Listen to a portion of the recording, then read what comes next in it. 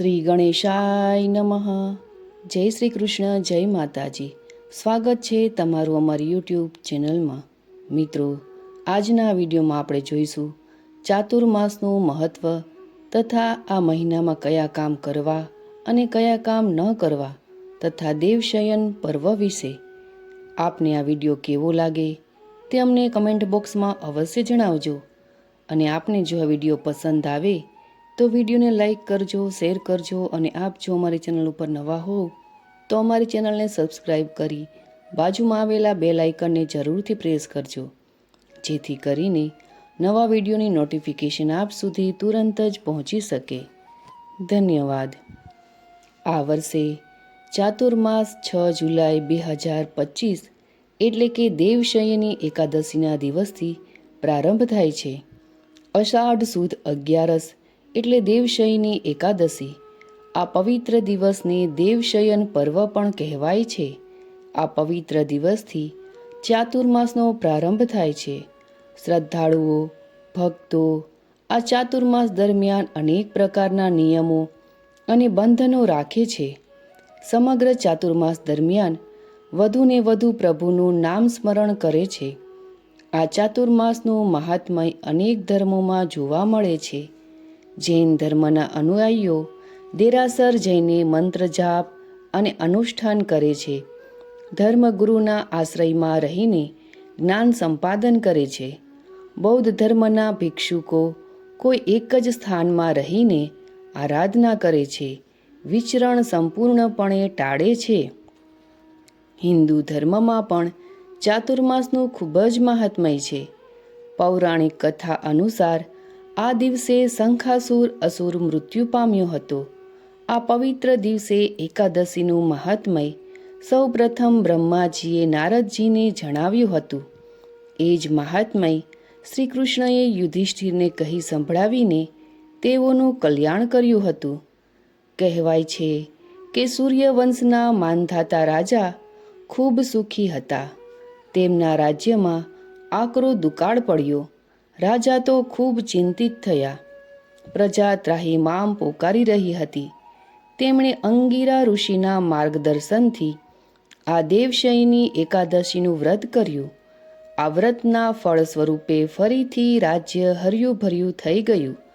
શ્રી કૃષ્ણના માર્ગદર્શનથી પાંડવોએ પણ આ વ્રત કર્યું અને પીડા મુક્ત થતાં પાપ મુક્ત થયા અને સુખી થયા.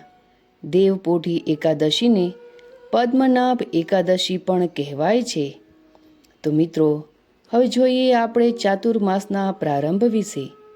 ભગવાન શ્રી કૃષ્ણ યુધિષ્ઠિરને કહે છે કે મોક્ષની ઈચ્છા રાખનાર મનુષ્યએ શ્રીહરિને પ્રસન્ન કરવા હેતુ દેવશયન વ્રત કરવું અને ચાતુર્માસના પાળવાના નિયમો તથા વ્રતના સંકલ્પો પણ કરવા. કર્ક સંક્રાંતિમાં એટલે કે અષાઢ સુદ 11 શ્રીહરિને પોઢાડવામાં આવે છે. અર્થાત શ્રીહરિ વિષ્ણુ ચાતુર્માસ દરમિયાન ક્ષીરસાગરમાં જઈને બલિરાજા પાસે નિવાસ કરે છે. ક્ષીરસાગરમાં યોગ નિંદ્રા કરે છે. આ દિવસે શ્રીહરિને પંચામૃતથી સ્નાન કરાવી શ્વેત વસ્ત્રથી આચ્છાદિત પલંગ શૈયા ઉપર સુવાડવામાં આવે છે. ધૂપ, દીપ, ચંદન, વસ્ત્ર, પ્રસાદ, પુષ્પ અર્પણ કરીને તે દિવસે ઉપવાસ કરવાનું મહાત્મય છે. ચાતુર્માસમાં પ્રભુ ક્ષીરસાગરમાં યોગ નિંદ્રા શું કામ કરે છે તેના વિશે પણ જોઈએ. આ બાબતે બલિરાજાની કથા ખૂબ પ્રચલિત છે. શ્રીહરિ વિષ્ણુ વામન સ્વરૂપ ધારણ કરી બલિના યજ્ઞ કાર્યમાં પધાર્યા. બલિ પાસે 3 ડગલા જમીન માંગી. ત્યારે વામનમાંથી વિરાટ સ્વરૂપ ધારણ કરીને પ્રથમ ડગલામાં સંપૂર્ણ પૃથ્વીલોક, બીજા ડગલામાં તમામે તમામ લોક માપી લીધા. ત્રીજા ડગલા માટે જગ્યા બચી ન હતી. બલિના કહેવા મુજબ ત્રીજું ડગલું બલિરાજાના મસ્તક ઉપર મૂક્યું અને બલિરાજાને પાતાળ લોકના અધિપતિ બનાવી દીધા. બલિએ વરદાનમાં કાયમ માટે શ્રીહરિને પાતાળમાં રહેવા માંગી લીધા. લક્ષ્મીજી મૂંઝાયા.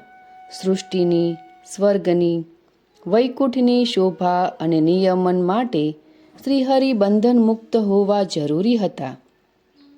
લક્ષ્મીજીએ બલિને ભાઈ બનાવ્યા, રાખડી બાંધી અને ભેટના સ્વરૂપમાં શ્રીહરિને બંધન મુક્ત કરાવ્યા. તેમ છતાં શ્રીહરિએ આપેલા વચન અનુસાર ચાતુર્માસમાં પાતાળમાં રહેવા નિર્ણય કર્યો. માટે શ્રીહરિ ચાતુર્માસ દરમિયાન ક્ષીરસાગરમાં યોગ નિદ્રા કરે છે. હવે આપણે જોઈશું ચાતુર્માસનું મહત્વ.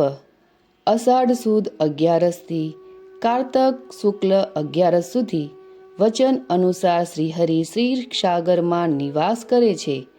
કારતક સુદ 11 પુનઃ વૈકુંઠમાં પધારે છે.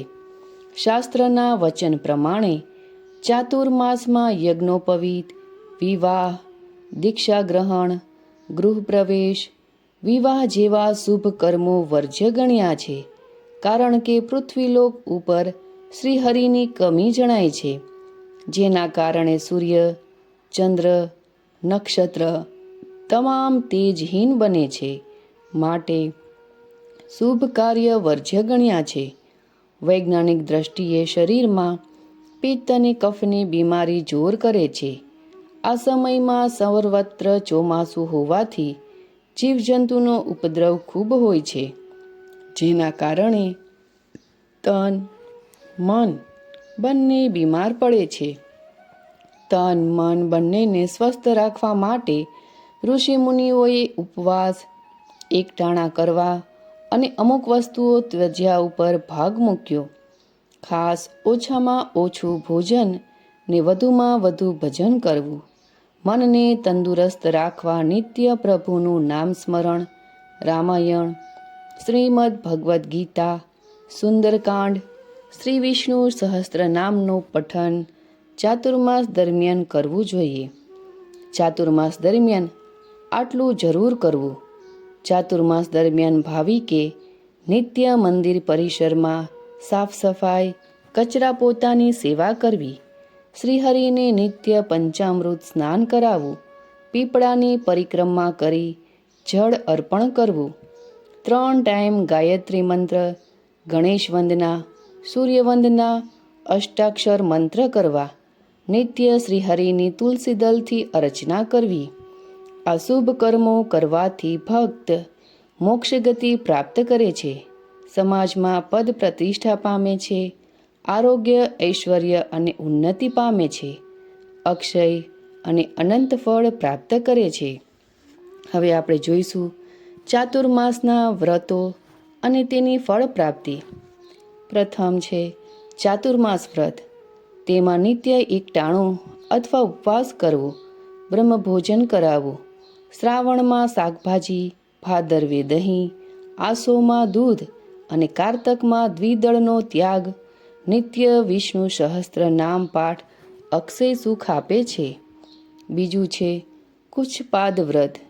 3 દિવસના આ વ્રતમાં પ્રથમ દિવસે એકટાણું, બીજા દિવસે અયાચિત રૂપમાં એકટાણું અને ત્રીજા દિવસે અહોરાત્ર ઉપવાસ કરવો. ત્રીજું ચાંદ્રાયણ વ્રત. 3 સમય સ્નાન કરવું, પૂનમથી વ્રત કરવું, પૂનમે 15 ઘટાડતા એકમે 1 મુઠ્ઠી અનાજ ખાવું, અમાસે પૂર્ણ ઉપવાસ, એકમે 1 મુઠ્ઠી એમ વધારતા પૂનમે 15 મુઠ્ઠી અન્ન જમવું, 1 માસ સુધી વ્રત કરવું. ચોથું છે પ્રાજાપત્ય વ્રત. આ 12 દિવસનું વ્રત છે. પ્રથમ 3 દિવસ એકટાણું, પછીના 3 દિવસ રાત્રે એકટાણું, પછીના 3 દિવસ થાળીમાં પીરસાય એટલું જ અને પછીના 3 દિવસ પૂર્ણ ઉપવાસ કરવો. પાંચમું છે પરાક વ્રત. આ 12 દિવસનું વ્રત હોય છે. વ્રત દરમિયાન માત્ર પાણી જ ગ્રહણ કરી શકાય છે. છઠ્ઠું અખંડ 11. ચાતુર્માસની તમામ એકાદશીએ દિવસે પૂર્ણ ઉપવાસ, સંધ્યા સમયે મીઠા વગરનું ફરાળ, આખી રાત જાગરણ, પ્રભુ નામ સ્મરણ કરવું. આ તમામ વ્રતો મુક્તિ પ્રદાન કરે છે અને અક્ષય સુખની પ્રાપ્તિ થાય છે. ચાતુર્માસ દરમિયાન પ્રભુને ક્ષીરસાગરમાં નિવાસ કરવાનું બીજું કારણ છે, સૃષ્ટિનું જ્યારે નિર્માણ કર્યું ત્યારે સૌ પ્રથમ અતિ શુદ્ધ જળ ઉત્પન્ન થયું. અતિ શુદ્ધ સાત્વિક જળ દૂધ સમાન હતું. તે જગ્યા ક્ષીરસાગર કહેવાય. શાસ્ત્રકારની કલ્પના મુજબ સૃષ્ટિના નિર્માણ બાદ થાક ઉતારવા, પરિશ્રમથી મુક્ત થવા પ્રભુએ ક્ષીરસાગર તરફ અયન કર્યું, ગતિ કરી અને ત્યાં શેષ્ય શૈયા ઉપર યોગ નિંદ્રામાં રહ્યા. નાર એટલે જળ ને અયન એટલે ગતિ.